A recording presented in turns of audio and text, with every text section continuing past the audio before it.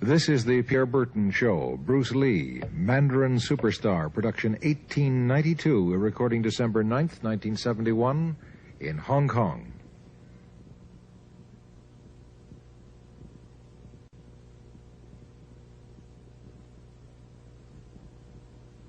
Bruce Lee faces a real dilemma. He's on the verge of stardom in the United States with a projected TV series on the horizon, but he's just achieved superstardom as a film actor here in Hong Kong. So what does he choose, the East or the West? It's the kind of problem most budding movie actors would welcome. It's the Pierre Berton Show, the program that comes to you from the major capitals of the world. This edition comes to you from Hong Kong. And Pierre's guest is the man who taught karate, judo, and Chinese boxing to James Garner, Steve McQueen, Lee Marvin, and James Coburn. The newest Mandarin superstar, known in the West for his appearances in Batman, The Green Hornet, Ironside, and Longstreet. His name is Bruce Lee, and he doesn't even speak Mandarin. And here's Pierre.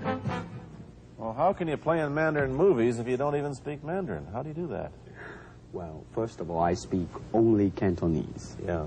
So, I mean, there is quite a difference as far as pronunciation and things like that go.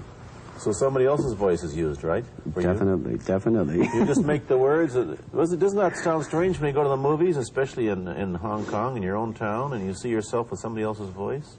Well, not really, you see, because most of the Mandarin pictures done here are dubbed anyway. They dubbed anyway? Anyway. I mean, disregard. I mean, they shoot without sound. So it doesn't, you know, make any difference. Your lips never quite make the right words, do they? Yeah, well, that's where the difficulty lies, you see. I mean, in order to, because the Cantonese have a different way of saying things, you know, I mean, different from the Mandarin. Yeah. So I have to find, like, something similar to that and keep a kind of a feeling going behind that. Something that matching the Mandarin deal. Like the old silent days. Complicated? Like the old silent days. But I gather in the movies made here, the dialogue is pretty stilted anyway.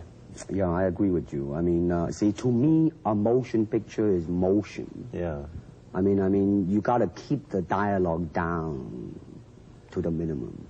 Did you look at many Mandarin movies before you started playing in the first one? Yes. What did you think of them when you saw them?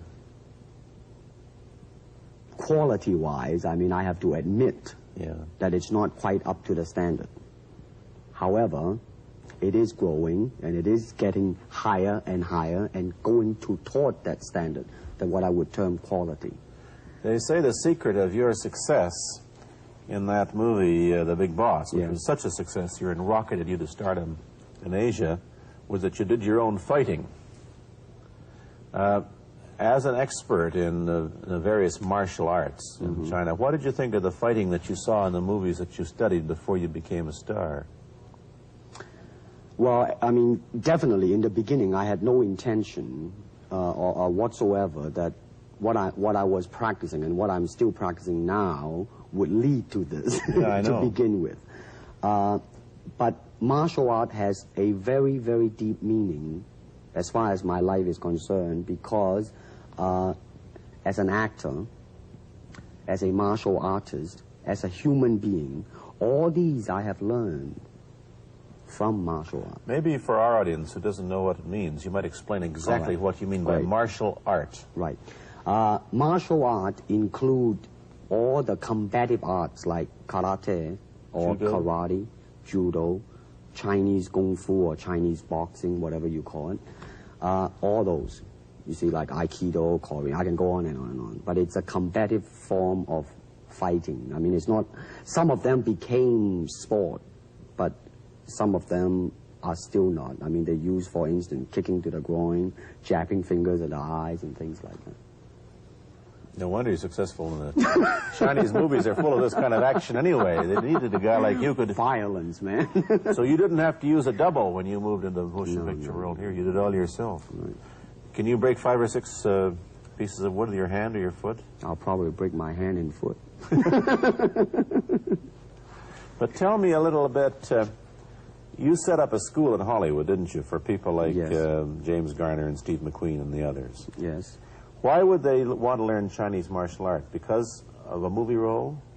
Not really. I mean, most of them, you see, to me, at least the way that when I teach it, all type of knowledge ultimately means self-knowledge. Mm-hmm. So therefore, they're coming in to, and ask me to teach them not so much of how to defend themselves or how to do somebody in. Rather, they want to learn to express themselves through some movement, be it anger, be it determination, or whatsoever. So in other words, what I'm saying, therefore, is that he is paying me to show him in combative form the art of expressing the human body. Which is acting, in a sense, isn't it? Well... Or it would be a useful tool for an actor to have. It's... it might sound too philosophical, but it's acting, or acting, unacting, if you... You've lost me. I have, right? So what I'm saying, actually, you see, it's a combination of both.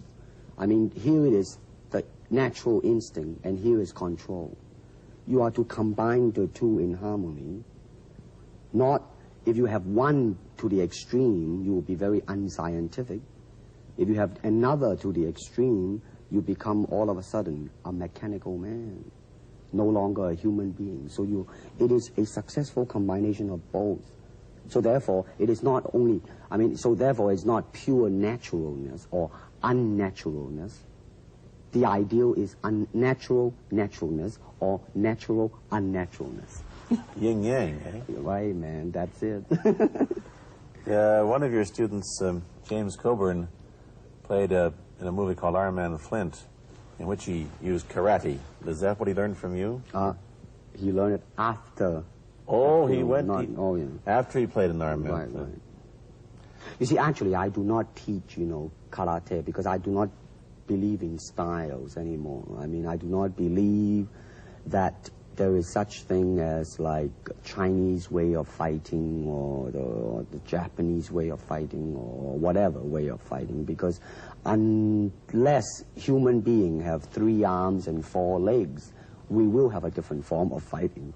But basically, we have only 2 hands and 2 feet. So styles tends to not only separate man, because they have their own doctrines, and then the doctrine became the gospel truth, that you cannot change, But if you do not have styles, if you just say, well, here I am, as a human being, how can I express myself? Totally and completely. Now, that way, you won't create a style, because style is a crystallization, that way, it's a process of continuing growth. You talk about Chinese boxing. How does it differ from, say, our kind of boxing? Well, first, we use the feet. That's and then we use the elbow. And you use the thumb, too? You name it, man. We use it all.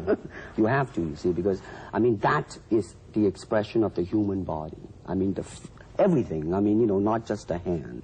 And when you're talking about combat, well, if it is a sport, now you're talking about something else. You have regulations, you have rules. But when you're talking about fighting as it is, with no rules. Not real fighting. Well, then, baby, you better train every part of your body. And when you do punch, now I'm leaning forward a little bit, hoping not to hurt any camera angle. You got to put the whole hip into it and snap it and get all your energy in there and make this into a weapon. I don't want to tangle you in any dark that right now. You came at me pretty fast there. What is the difference between Chinese boxing and what we see these young men doing at 8 o'clock every morning on the rooftops in the parks called shadow boxing, which they're always... Well, actually, you see, that is part of Chinese boxing. Yes. There are so many schools. Everybody here seems to be, going like this all the time. Well, that's good. I'm very glad. I'm very glad to see that, because at least somebody is caring for their own body, right? Yeah. That's a good sign. Well, it's a kind of a slow form of exercise, which is called Tai Chi Chuan. I'm speaking Mandarin just now. Yeah. Cantonese Tai Chi Chuan, okay? I see. And it's more of an exercise for the elderly, not so much for the young. Give me a demonstration. Show me. Can you do a little bit of it? Just so hand-wise, it's very slow. Oh, is it? And you push it out, but all the time you are keeping continuity going. Bending, stretching, everything. You know, suppose, you know, I mean, you just keep it moving. It's like a ballet dancer there. Yeah, it is. I mean, to them, you see, the idea is running water never grows stale. So you got to just keep on flowing. Of all your students, famous, James Garner, Steve McQueen, Lee Marvin, James Coburn, Roman Polanski, which was the best? Who adapted best to this Oriental form of exercise and defense? Well, depending, okay? Now, as a fighter, Steve McQueen, now, he is good in that department because that son of a gun got the toughness in him. Yeah. I mean, see it on the screen. I mean, he would say, all right, baby, here I am, man. You know, and he'll do it. Yeah. Now, James Coburn is a peace-loving man. Yeah, I met him. Right? I mean, Yeah. you've met him. I mean, he's really, really nice. I mean, super mellow and all that. I mean, you know, I mean, now, he appreciates the philosophical part of it. Therefore, his understanding of it is deeper than Steve. So it's really hard to say. You see what I'm saying now? I see. I mean, it's different. So that's, I mean, depending on what you see in it. Interesting. We don't, in our world, and haven't since the days of the Greeks who did, combine philosophy and art with sport. But quite clearly, the Oriental attitude is that the three are facets of the same things. Man, listen, you see, really, to me, okay, to me, ultimately, martial art means honestly expressing yourself. Now, it is very difficult to do. I mean, it is easy for me to put on a show and be cocky and be flooded with a cocky feeling and then feel like pretty cool and all that. Or I can make all kinds of phony things, you see what I mean, blinded by it. Or I can show you some really fancy movement. But to express oneself honestly, not lying to oneself, and to express myself honestly, now that, my friend, is very hard to do. And you have to train. You have to keep your reflexes so that when you want it, it's there. When you want to move, you're moving. And when you move, you are determined to move. Not taking 1 inch, not anything less than that. If I want to punch, I'm going to do it, man, and I'm going to do it, you see. So, I mean, so that is the type of thing you have to train yourself into it, to become one with the, you think? Yeah, this is very un-Western, this attitude. I want to ask you about your movie and TV career, but first we'll take a break. Then I'll be back with Bruce Lee.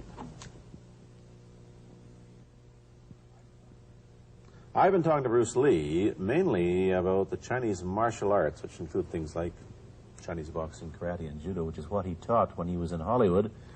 After he left the University of Washington, where he studied, of all things, philosophy, if you can believe that. He did, but that, perhaps you understand why the two go together from the first half of this program. And you can perhaps understand how he got into films and knew a lot of actors. But I'm told that you got the job on the Green Hornet, where you played Kato the chauffeur, mainly because you're the only Chinese-looking guy who could pronounce the name of the leading character, Britt Reed. I meant that as a joke, of course. And it's a heck of a name, man. I mean, every time I said it at that time, I was super conscious. I mean, really now, that's another interesting thing, huh? Let's say if you learn to speak Chinese. Yeah. And it's it's not difficult to learn and speak the word. The hard thing, the difficult thing, it's behind what is the meaning, what brought on the expression and feelings behind those words. Like when I first arrived in the United States, and I look at a Caucasian, and I really would not know whether he was putting me on or is he really angry, because we have different way of reacting to it. See, those are the difficult things, you see. It's almost as if you came upon a strange race where a smile didn't mean what it does to us. In fact, a smile doesn't always mean the same, does it? Of course not. Yeah, I just thought of that. Tell me about the big break when you played in Longstreet. I must tell the audience that that's it. Bruce Lee had a bit part or a supporting role in the Longstreet series, and this had an enormous effect on the audience. What was it? Well, you see, the title of that particular episode of Longstreet is called The Way of the Intercepting Fist. Now, think the successful ingredient in it was because I was being Bruce Lee. Yourself. Myself, right. And did that part, just express myself, like I say, honestly express myself at that time. And because of that, I brought, you know, favorable mentioning in, like, New York Times, which says, like, the Chinaman, who incidentally came off quite convincingly enough to earn himself a television series, and so on and so on and so forth. Can you remember the lines by Sterling Sullivan, the key lines? He's one of my students, you know that? Was he too? Yes. You've had everybody as your student. But you read, there were some lines that expressed your philosophy. I don't know if you remember them or not. Oh, I remember that. I Let's said, hear. this is what it is, okay? You're talking to Longstreet, played by James Francesca. I said, empty your mind. Be formless, shapeless, like water. Now, you put water into a cup, it becomes the cup. You put water into a bottle, it becomes the bottle. You put it in a teapot, it becomes the teapot. Now, water can flow, or it can crash. Be water, my friend. Like that, you see? No, I see. I get the idea. I get the power behind it. So, now, two things have happened. First, there's a pretty good chance that you'll get a TV series in the States called The Warriors, in which you use, what, the martial arts well, in a Western setting? That was the original idea. Now, Yeah. Paramount, you know, I did Longstreet for Paramount, and Paramount wants me to be in a television series. On the other hand, Warner Brother wants me to be in another one, but both of them, I think, they want me to be in a modernized type of a thing. And they think that Western idea is out. Whereas you want to do the Western, eh? I want, because you see, I mean, how else can you justify all these punching and kicking and violence except in that period of the West? I mean, in nowadays, I mean, you don't go around on the street kicking people or punching people. Because if you do, that's it. I mean, I don't care how good you are, you know. But this is true also of the Chinese dramas, which are mainly costume dramas. They're all full of blood and gore over here. Oh, you mean here? Yeah. Well, unfortunately, you see, I hope that the picture I am in would either explain why the violence was done, whether right or wrong or whatnot. But unfortunately, pictures, most of them here, are done mainly just for the sake of violence. You know what I mean? Like, you know, fighting for 30 minutes, get stabbed 50 times. And well, I'm fascinated. Let me give you your microphone back. I'm fascinated that you came back. I am a martial artist. You came back to Hong Kong on the verge of success in Hollywood and full of it. And suddenly, on the strength of one picture, you become a superstar. Everybody knows you. You have to change your phone number. You get mobbed in the streets. Now, what are you going to do? Are you going to be able to live in both worlds? Are you going to be a superstar here, or one in the States, or both? Well, let me say this. First of all, the word superstar really turned me off, and I'll tell you why. Because the word star, man, is an illusion. It's something what the public calls you. You should look upon oneself as an actor, man. I mean, you would be very pleased if somebody say, hey, man, you are a super actor. It is much better than, you know, superstar. Yeah, therefore, you've got to admit that you are a superstar. You're not going to, if you're going to give me the truth. I'm honestly saying this, okay? Yes, I have been very successful. Yeah. Okay? But I mean, I think the word star I mean, I do not look upon myself as a star. I really don't. I mean, believe me, man, when I say it. I mean, I'm not saying it because well, what are you going to do? Let's get back to the question. Okay. Are you going to stay in Hong Kong and be famous? Or are you going to go to the United States and be famous? Or are you going to try and eat your cake and have it too? I am going to do both because, you see, I have already made up my mind that in the United States, I think something about the Oriental, the true Oriental should be shown. Hollywood sure as heck hasn't. You better believe it, man. I mean, it's always that pigtail and bouncing around, chop, you know, with the eyes slant and all that. And I think that's very, very out of Is it true that you were, the first job you had was being cast as Charlie Chan's number one boy? Yeah, number one son, yeah. No, they never made a movie? No. They were going to make it into like a new Chinese James Bond type of a thing. Now that you know, the old man Chan is dead, Charlie is dead, and his son is carrying on. But they didn't do that. No. Batman came along, you see, because and then everything was started to be going into that, you know, that kind of which you were in. But I mean, by the way, I did a really terrible job in that, I have to say. Really? You didn't like yourself? I didn't see one.